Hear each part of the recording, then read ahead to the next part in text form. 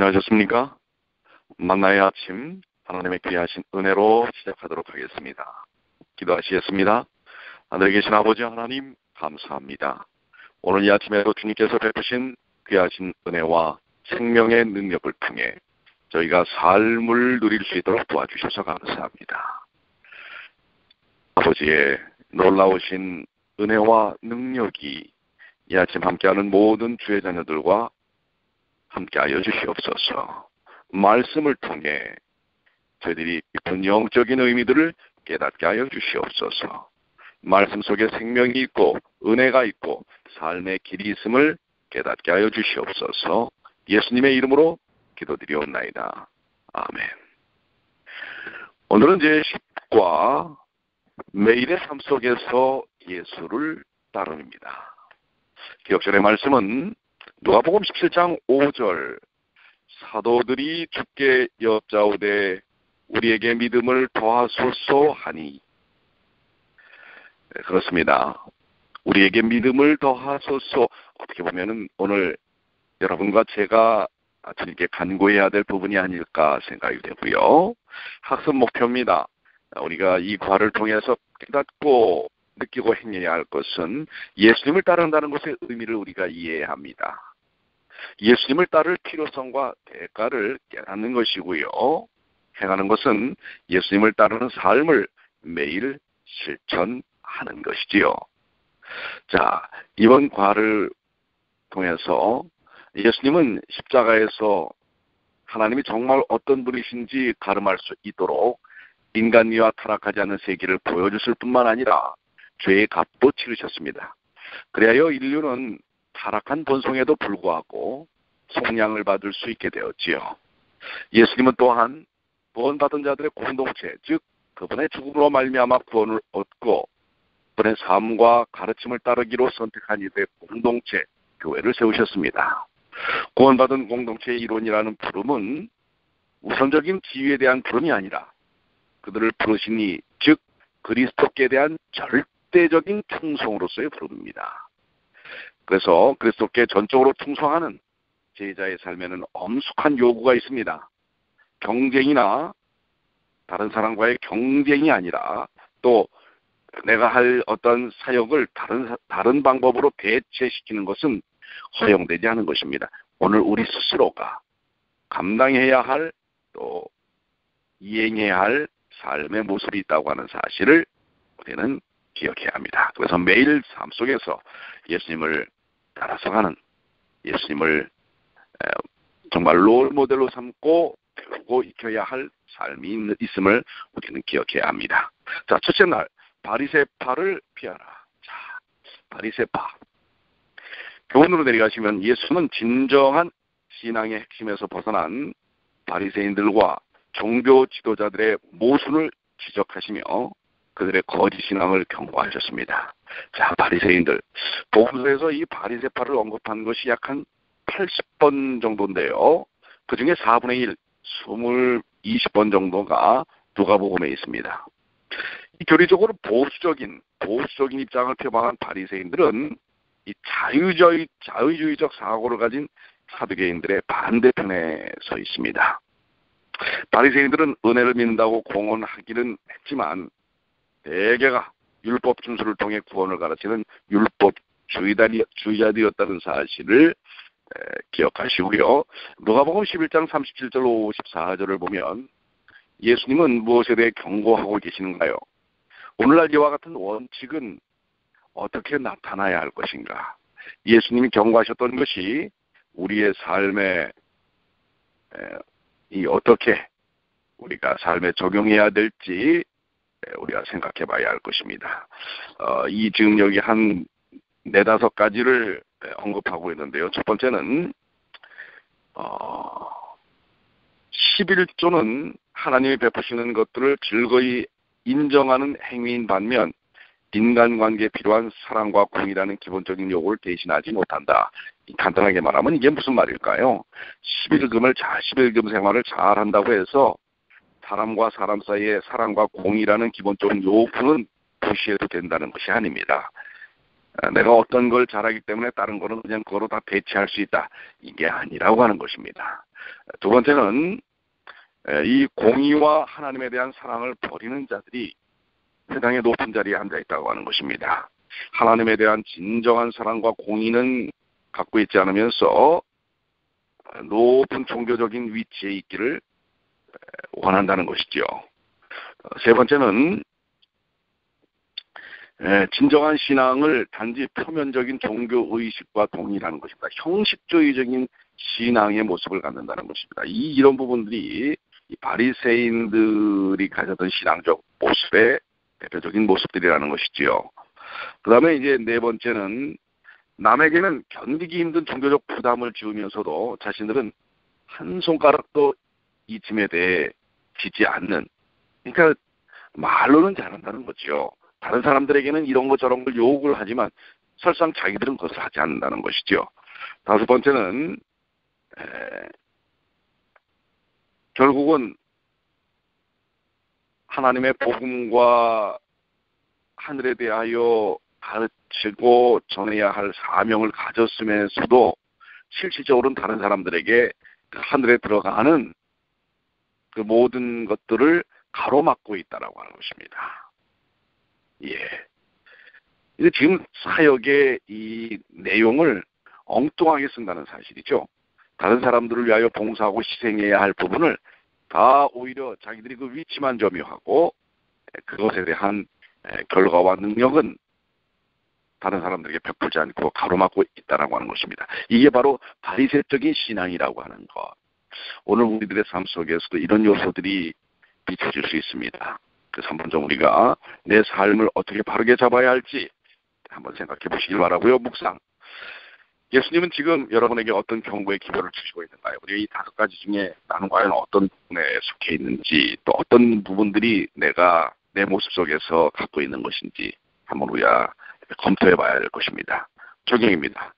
여러분이 피하거나 버려야 할 거짓 신앙의 형태는 무엇인지 생각해 보라고 하는 것이고요. 둘째 날입니다. 하나님을 경외하라.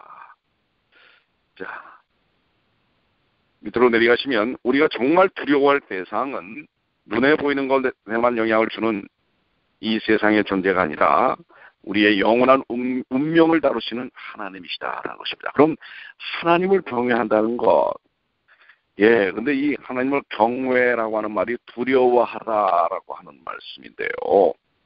자, 이 하나님을 두려워하며 그에게 영광을 돌리라는 계시록 14장 7절의 이 말씀은 우리 재림교회 역사와 신앙에 매우 중요한 첫째 천사의 기별 중 첫째 기별이기도 하지요. 자, 하나님을 두려워하는 것은 그분을 무서워하라는 뜻이 아니지요. 그것은 하나님이 어떤 분이시며 그분이 우리에게 요구하시는 것이 무엇인지를 분명히 깨닫고 그분에 대한 전적인 충성심을 내포하는 믿음의 행위를 얘기하는 것입니다. 그건 공포를 갖는 것이 아니라 그분을 진정 존귀하는 하나님을 향하여 우리가 겸허하고 겸손한 삶의 태도, 그리고 그분을 향한 믿음과 충성을 바르게 드러내야 하는 것을 이야기하는 것입니다. 자, 누가복음 12장 4절로 17절에 보면 여기서 예수님은 두려움에 대해 말씀을 하고 계시는데요. 누가복음 12장 4절 내가 내 친구 너희에게 말하노니 몸을 죽이고 구의 능히 더하지 못하는 자를 두려워하지 말라. 이것은 무엇입니까? 우리는 현세에서 우리의 신체에만 영향을 줄 수 있는 세력을 두려워할 필요는 없다고 하는 것입니다. 이 세속적인 어떤 힘, 이것에 대하여 두려워할 필요는 없다는 것입니다. 그 대신 우리는 하나님을 두려워하며 그분께 순종해야 합니다. 왜냐하면 우리의 영원한 운명이 그분의 손에 달려있기 때문에 그렇습니다. 그러니까 진짜 두려워할 것은 무엇인가? 우리가 영적으로 믿음 안에서 벗어나는 것, 그것이야말로 정말 두려워해야 할 부분입니다. 세상에서 권력을 갖고 힘을 갖고 돈을 갖고 좌지우지하는 그런 힘은 잠깐 있는 힘이지만 하나님을 통하여 나타나는 힘은 영원한 우리의 운명을 결정짓는 것이라는 것 우리가 기억해야 할 것입니다. 그리고 예수님께서 누가복음 12장 13절로 21절에 경고하고 계시는 것인데요. 예수님은 상속 분할 문제로 분쟁하는 두 형제 사이에 개입하기를 거부하셨습니다. 그러나 그분은 탐심의 해를 지적하는 10번째 계명과의 관련성을 강조하시면서 생명은 소유의 넉넉함에 있지 않고 진정 중요한 것은 우리의 믿음에 있다고 하는 것, 하나님을 바라보는 경외심에 있다는 사실을 제시하고 있는 것입니다. 자, 정말 두려울 것은 이 세상적 물질, 그거에 의한 두려가 아니라 우리를 정말 영적으로 풍요롭게 하시는 하나님에게 있다는 사실을 기억해야 합니다. 하나님을 경외해야 되는 참다운 의미를 여러분들이 다시 한번 마음에 새기시고요. 묵상 넘어가시면 여러분이 정말 두려워하는 것은 무엇입니까? 정말 두려워할 게 뭘까요? 곧 다가오는 연말에 이 렌트비라든지 이런 것이 아니라 정말 우리의 영적인 삶이 바르게 서 있는가?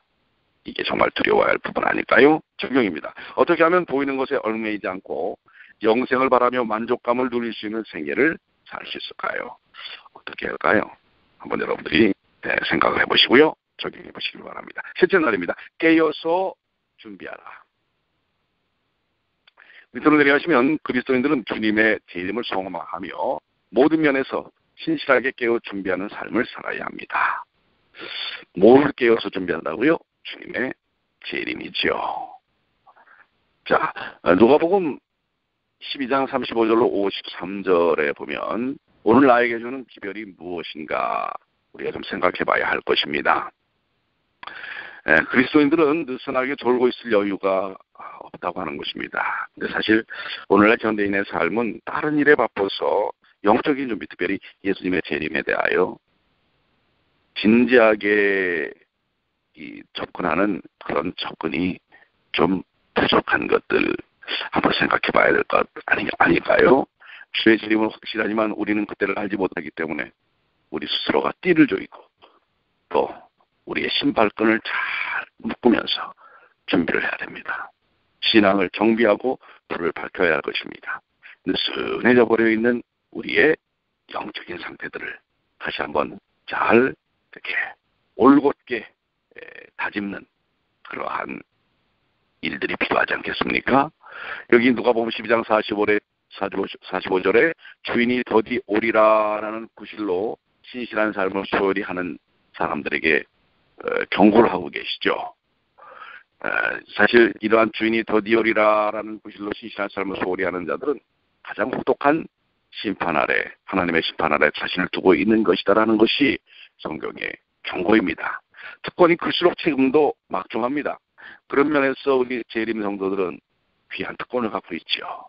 그렇다면 거기에 대한 책임도 크다는 것을 기억해야 합니다. 많이 받은 자에게 많은 것을 기대할 것이라고 하는 것이죠. 우리가 특별한 것이 아니라 아버지의 선택이 특별하며 우리에게 맡겨진 사명이 특별하다는 생각을 우리는 잊지 않도록 해야 합니다. 우리 자신이 특별하다기보다는 그분이 주신 사명과 말씀이 특별하기 때문에, 기회가 특별하기 때문에 우리는 특별한 삶을 살아야 합니다. 그것을 소홀히 한다면 문제죠. 깨어서 준비해야 할 것입니다. 목사입니다. 우리 재림교인들에게 있어서 특별히 이 말씀들이 무엇을 의미하는지를 생각하라는 것인데요. 누가복음 12장 48절 무릇 많이 받은 자에게는 많이 요구할 것이요 많이 맡은 자에게는 많이 달라 할 것이니라. 결국은 오늘 우리들이 어떤 삶을 살아야 할지, 우리에게 주어진 그 수많은 특권들이 동시에 완수해야 할 사명과 책임이라는 사실, 그저 유대인들처럼 특권 의식에 몰두한 나머지 사명감을 잃고 실패의 길을 걷는 이스라엘의 역사를 반복해서는 안 된다는 것, 우리는 기억해야 할 것입니다. 적용입니다. 여러분은 주님의 신실한 종으로서 지금 어떤 일을 하며 재림을 기다려야 할까요? 정말 여러분들 재림을 위한 삶을 살고 있습니까? 자, 한번 우리 생각해볼 필요가 있죠. 자, 지난 안식일에 우리 가정과 건강과 시조가 잔뜩 우리 교회 안내석 위에 쌓여 있습니다. 여러분들 그냥 그런 일에 있어서 무감각해서는 안 될 것입니다. 나도 보고 다른 사람들에게 그 좋은 기별들이 담겨져 있는 잡지들을 나눠야 할 것입니다. 게으르고 거기에 대한 인식의 부족으로 인하여 책들이 가득가득 쌓여서는 되지 않을 것이라고 생각이 됩니다. 여러분의 직장 동료에게, 이웃들에게, 그리고 우리 어르신들은 데이케어 센터에 있는 그런 주변에 있는 사람들에게 그런 것들을 나누는 일들이 필요하지 않을까요? 그렇습니다. 그것이 진정한 의미에서 우리가 재림을 준비하는 삶이라고 할 수 있습니다. 자, 넷째 날, 결실을 맺는 증인입니다. 자, 그리스도인들은 세상을 구원하려는 하나님의 계획에 초청되었으며 죄악의 세상에 복음을 전할 엄숙한 책임이 주어져 있다라는 것입니다. 이게 바로 우리에게 주어진 것입니다. 결실을 맺는 증인이 되어야 하는 것입니다. 자, 우리가 창세전에 아버지와 아들과 성령은 하늘 외에서 구원의 계획을 세우셨지요. 첫 인류가 창조되기 전 그들이 죄를 짓기 전에 하나님은 세상을 구원할 계획을 마련하셨습니다. 그 계획은 십자가의 기초에 있습니다. 십자가의 복음은 세상 모든 사람에게 전해져야 합니다. 그래서 모든 그리스도인들에게는 복음을 전할 책임이 있습니다. 여러분과 제가 가장 신경 써서 해야 할 사역은 복음을 증거하는 사역이라고 하는 사실을 기억해야 합니다. 그러면 이 증거하는 자의 상급은 무엇이며 그걸 통하여 우리에게 주어지는 것은 무엇입니까? 누가복음 18장 29절로 30절 하나님의 나라를 위하여 집이나 아내나 형제나 부모나 자녀를 버리는 자는 현세의 여러 배를 받고 내세의 영생을 받지 못할 자가 없느니라. 즉 하나님께서 주시는 복음 사역을 증거하는 이들에게는 현세에서도 여러 배의 축복을 받고 또 우리는 내세에서 영생을 누린다고 하는 것. 그렇습니다. 그렇기 때문에 우리는 성실하게 이 일을 감당해야 하는데요. 특별히 문화의 비유를 통해서 증거 활동의 성실함과 책임감에 대해서 가르치고 있어요. 자, 한 문화를 빼앗아 10문화 있는 자에게 주라 하니 저희가 가로되 주여 저에게 이미 10문화가 있나이다. 주인이 가로되 내가 너에게 말하노니 무릇 있는 자는 받겠고 없는 자는 그것 있는 것도 빼앗기리라. 그리고 나의 왕대를 원치 아니하던 저 원수들을 이리로 끌어다가 내 앞에서 죽이리라 하였느니라. 이게 무엇입니까? 우리에게 주어진 사명을 감당하지 못할 때 결국 있던 사명의 축복까지도 다 빼앗기고 만다는 사실을 이야기하고 있는 것입니다. 우리는 지극히 작은 것에서부터 충성해야 합니다. 그런데 그 지극히 작은 것이면서도 가장 중요한 것은 다른 사람들에게 복음을 나누는 일입니다. 이 일들을 위하여 여러분도 기도하십시오. 적어도 매일 한두 차례 이상은 다른 사람들에게 복음을 나누는 일이 필요합니다. 매주 하루 이상은 복음을 나누는 일에 우리가 참여해야 되지 않겠습니까? 우리는 이 일도 하지 않으면서 가장 중요한 복음 전도의 사명도 감당하지 않으면서 우리는 예수님의 재림을 맞이할 준비를 하고 있다고 착각하고 있습니다. 오늘 결실을 맺는 증인의 삶을 사시는 여러분 주님의 귀한 자녀들 되시길 바랍니다. 묵상입니다. 여러분은 증인의 사명을 어떻게 실천하고 있습니까? 한번 생각해 보시고요. 적용. 여러분은 오늘 어떻게 증인의 사명을 실천하겠습니까? 결심해 보시고 또 직접 그 일을 하시게 되길 바랍니다. 자, 목요일 5째 날입니다. 섬기는 지도자가 되라. 교훈으로 내려가시면 예수님은 남보다 더 높은 지위와 권력을 가진 자가 지도자라는 세상의 인식과 달리 섬기는 자가 지도자라는 하늘의 개념을 소개하셨습니다. 자, 이 세상에서의 지도자와 하늘 지도자는 개념이 다릅니다. 세상 지도자는 어떻습니까? 권력과 힘으로 다른 사람 위에 군림하는 것입니다. 이집트의 바로나 바벨론의 느부갓네살이나 그리스의 알렉산더나 또 로마의 유리우스 카이사르나 나폴레옹 징기스칸 같은 이런 사람들은 힘과 권력으로 다른 사람들을 군림하는 것입니다. 세상의 권력은 그렇게 될 것입니다. 그런데 너희는 그렇지 않을지니 누가복음 22장 26절에 너희 중에 큰 자는 젊은 자와 같고 다스리는 자는 섬기는 자와 같을지니라. 이것은 우주의 주께서는 일반적인 지도자의 정의를 뒤엎으셨습니다. 너희 중에는 그렇지 아니하나니 너희 중에 누구든지 크고자 하는 자는 너희를 섬기는 자가 되고 너희 중에 누구든지 의뜸이 되고자 하는 자는 너희의 종이 되어야 하리라.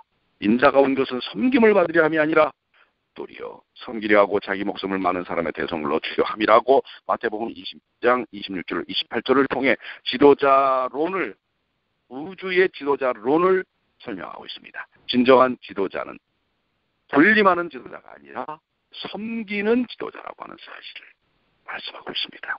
하물며 우리 하나님의 백성들이 섬김받으려 하는 삶을 살려고 한다면 그것은 참다운 그리스도인의 모습이 아니라는 것입니다. 우리들의 삶은 지도자도 모든 이들도 섬기며 살아야 한다는 사실을 이야기하고 있습니다. 오늘 여러분들은 섬김의 공과 섬김의 자세를 바르게 취하고 있는가요? 종의 자세와 자기 부인을 지도력의 핵심 원리로 정의하신 예수님은 인간관계의 진정한 새로운 지평을 여신 것입니다. 결과는 권력이 아니라 섬김에서 나옵니다. 지도자의 권위는 지위가 아닌 섬김의 자세에서 비롯되고 변화는 권자가 아니라 십자가에서 시작됩니다. 여러분, 살려면 죽어야 합니다. 내가 살려면 여러분 자신이 죽어야 합니다. 그래야만 다른 사람을 살리고 나도 살릴 수 있는 것입니다. 예수님의 제자들 사이에 참 안타깝게도 마지막 성찬이 있는 그 시간까지도 누가 크냐는 유사한 논쟁들이 일어납니다. 아직도 세속적인 원칙들이 제자들의 마음속에 단단히 자리 잡고 있는 것입니다. 구주의 답은 문제의 전곡을 찌르며 보통 사람, 특히 그리스도인의 삶에 가장 어려운 과제를 남기지만은 핵심적인 과제를 제시하십니다. 예수님의 말씀은 특별히 모든 사람 중에 가장 작은 자가 되라는 이 변면과 경고는 오늘 여러분과 저에게 준 것입니다. 모든 사람 중에 가장 작은 자가 되라. 오늘 여러분들 이번 공과를 통해서 우리가 마음속에 새겨야 할 것이 정말 무엇입니까? 매일의 삶 속에서 예수님을 따르고 사는 그리스도인이라는 것은 무엇입니까? 가장 작은 자로 사는 것입니다. 묵상입니다. 여러분은 어떤 지도자를 원합니까? 또 자신은 어떤 지도자가 되기를 바랍니까? 묵상하셨지요? 적용입니다. 여러분이 섬기는 지도자가 되기 위해 가정과 직장, 교회에서 실천해야 할 것은 무엇일까요? 여러분들 섬기는 지도자로서의 삶을 사시게 되길 바랍니다. 결론입니다. 그리스도인이 된다는 것은 그리스도처럼 산다는 것을 의미합니다. 매일의 삶에서 예수님을 따르고 그분의 명령에 순종하는 것은 선택사항이 아닙니다. 필수입니다. 꼭 해야 할 것입니다. 우리가 그분께 완전히 속하든지 그렇지 않든지 둘 중에 하나라는 것 기억하시고 우리의 삶을 통해 예수님을 더욱더 매일매일 따라 사는 예수님이 보여주신 이 귀한 진리의 말씀을 따라 모든 자 중에 가장 작은 자로 사시는, 그러나 그 작은 것에 하늘에 큰 힘이 있다는 사실을 경험하시는 주님의 귀한 자녀들이 되시기를 간절히 축원합니다. 기도하시겠습니다.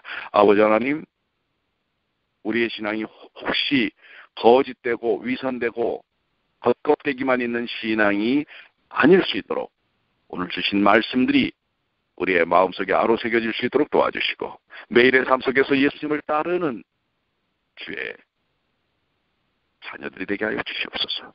오늘도 주의 성령의 인도하심을 통해 주님과 함께 동행하는 그리스도인으로 살 수 있도록 도와주시기만을 우리 주님 예수님의 이름으로 간절히